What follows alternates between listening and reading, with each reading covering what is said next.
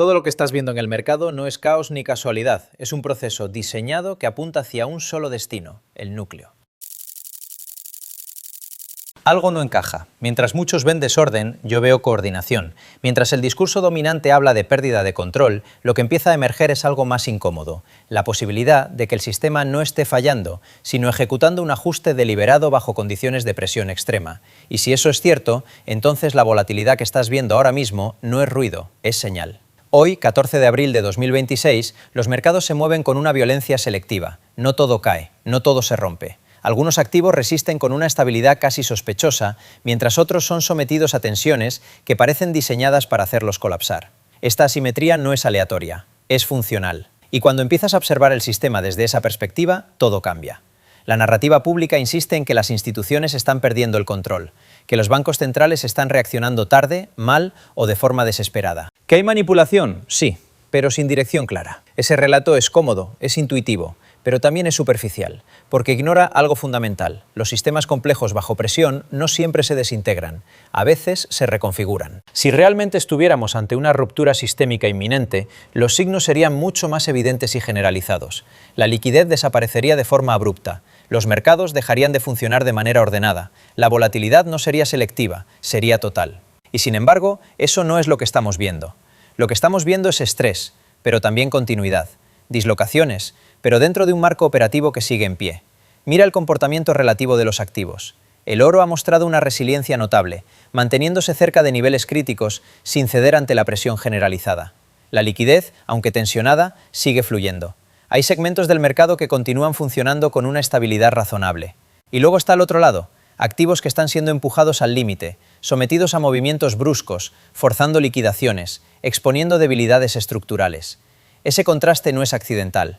Es un filtro. Y aquí es donde la interpretación cambia de forma radical. Porque si esto no es caos, sino proceso, entonces la pregunta deja de ser ¿qué está fallando? Y pasa a ser ¿qué está siendo seleccionado y qué está siendo descartado? Para entenderlo, hay que ir a la raíz del problema. El sistema financiero actual no sufre por falta de dinero. El dinero fiduciario no se agota. Lo que sí se agota es la confianza en los activos que respaldan ese sistema.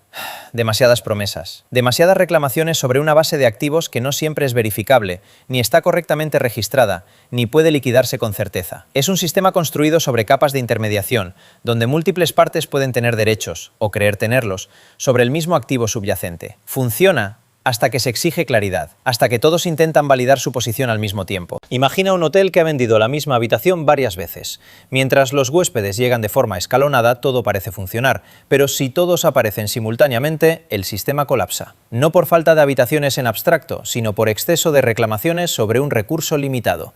Eso es exactamente lo que ocurre en muchos segmentos del sistema financiero actual, y aquí aparece el primer punto crítico. No puedes construir una infraestructura financiera digital basada en visibilidad total, trazabilidad y liquidación instantánea, sobre un sistema lleno de ambigüedad. La transición hacia un nuevo modelo exige algo muy específico: verificación en tiempo real, saber quién posee qué, saber si ese activo está realmente disponible, saber si puede transferirse sin fricción ni conflicto de reclamaciones. Y eso nos lleva directamente a conceptos como la tokenización y la liquidación atómica, donde el activo y el pago se intercambian simultáneamente, eliminando el riesgo de contraparte. Pero ese tipo de sistema no tolera la opacidad, y aquí es donde la volatilidad deja de ser un problema y se convierte en una herramienta. Porque la volatilidad hace algo muy concreto: introduce estrés, y el estrés obliga a validar. Cuando los precios se mueven de forma agresiva, cuando las condiciones financieras se endurecen, cuando los costes de financiación suben, el sistema deja de poder sostener posiciones débiles. El apalancamiento se vuelve peligroso. Las estructuras complejas empiezan a mostrar fisuras. Las preguntas que antes podían ignorarse se vuelven inevitables. ¿Quién posee realmente este activo? ¿Está asignado o es una exposición en papel? ¿Puede liquidarse si es necesario? ¿Es una propiedad real o solo una reclamación dentro de una cadena de intermediarios? Antes del minuto 4 de este análisis, hay que introducir una tensión que muchos están pasando por alto. El sistema no solo está bajo presión, está siendo forzado a revelar sus inconsistencias internas, y eso tiene implicaciones profundas. ¿Desde qué país nos estás viendo? Porque lo que está ocurriendo ahora mismo no es simplemente volatilidad de mercado, es un proceso de depuración. Las posiciones débiles empiezan a romperse, las estructuras excesivamente apalancadas dejan de ser sostenibles, las exposiciones no respaldadas por activos verificables comienzan a fallar. y lo que queda, progresivamente, es una base más sólida, más transparente, más compatible con el tipo de sistema que se está intentando construir. El caso de la plata es especialmente revelador. A diferencia del oro, que ha mantenido una estabilidad relativa, la plata ha sido sometida a una presión mucho más intensa. No es casualidad. La plata es uno de los mercados más financiarizados, con una enorme cantidad de exposición en papel en relación con el activo físico subyacente. Se habla de múltiples reclamaciones por cada unidad real disponible. Eso la convierte en el candidato perfecto para un test de estrés. Cuando las condiciones se endurecen, cuando la liquidez se vuelve más selectiva, cuando los participantes empiezan a exigir entrega real en lugar de exposición sintética, las debilidades del sistema quedan expuestas. Y la plata, por su doble naturaleza, activo monetario e insumo industrial, amplifica esa inestabilidad. Aquí no se trata solo de oferta y demanda tradicionales, se trata de la calidad de las reclamaciones sobre ese activo. Y cuando esas reclamaciones empiezan a cuestionarse, el mercado reacciona con violencia. Este mismo patrón se está replicando en otros segmentos. El crédito privado, por ejemplo, está mostrando señales claras de tensión, ampliación de spreads, incremento de impagos, restricciones en redenciones. No es un evento aislado, es parte del mismo proceso. El sistema está identificando qué es sólido y qué no lo es. Y ese proceso está siendo impulsado por múltiples fuerzas que interactúan entre sí. Los bancos centrales, lejos de estar paralizados, están operando dentro de un marco donde la estabilidad ya no significa evitar toda volatilidad, sino gestionarla de forma que revele información crítica. Las condiciones de liquidez se ajustan, no solo para controlar la inflación, sino para forzar una reevaluación del riesgo. Los tipos de interés elevados no son solo una herramienta macroeconómica, son un mecanismo de presión sobre estructuras frágiles. El capital institucional, por su parte, no está saliendo del sistema, está rotando. Se desplaza hacia activos que pueden ser verificados, que pueden ser liquidados con certeza, que encajan dentro de un modelo más transparente.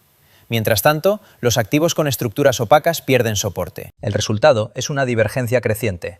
No todos los activos se comportan igual porque no todos cumplen los mismos criterios dentro del sistema emergente. Y eso nos lleva a un punto clave. Lo que estamos viendo no es un evento puntual, es una transición estructural. Una transición que no ocurre de forma lineal, sino a través de episodios de volatilidad concentrada. Periodos donde el sistema se sacude, expone debilidades, reconfigura posiciones y luego continúa. Esto no se resuelve rápidamente. La volatilidad no desaparece.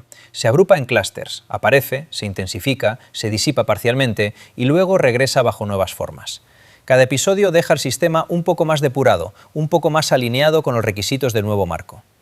Y ese marco tiene características muy claras. Menos apalancamiento oculto, mayor calidad de colateral, mayor transparencia y capacidad de liquidación casi instantánea. Pero llegar ahí implica coste.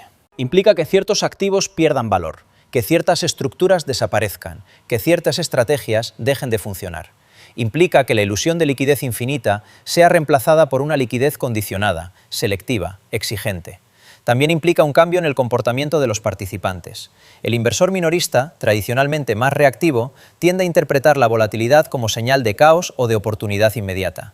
El capital institucional, en cambio, utiliza esa volatilidad para reposicionarse, para filtrar riesgo, para consolidar exposición en activos que cumplen con los nuevos criterios. Esa diferencia de comportamiento amplifica los movimientos. Mientras unos venden en pánico o compran en exceso, otros utilizan esos movimientos para construir posiciones estratégicas. Y en el centro de todo esto está la liquidez. No como un concepto abstracto, sino como una condición dinámica que puede expandirse o contraerse en función de múltiples variables: política monetaria, condiciones de crédito, confianza en el sistema, calidad del colateral. Cuando la liquidez se vuelve más estricta, el sistema deja de tolerar ineficiencias. Y eso nos devuelve al punto inicial. La volatilidad que estás viendo no es necesariamente señal de que el sistema esté perdiendo el control. Puede ser exactamente lo contrario, una demostración de control a través del estrés. Un mecanismo para imponer disciplina, para forzar transparencia, para eliminar ambigüedad. No significa que no exista riesgo, lo hay, y es significativo. Pero el riesgo no está solo en una posible ruptura, sino en no entender la dirección del cambio. Porque si interpretas este entorno como puro caos, tus decisiones serán reactivas. Si lo interpretas como un proceso de transición, tus decisiones pueden alinearse con la estructura que está emergiendo. Y esa estructura aún no está completamente definida.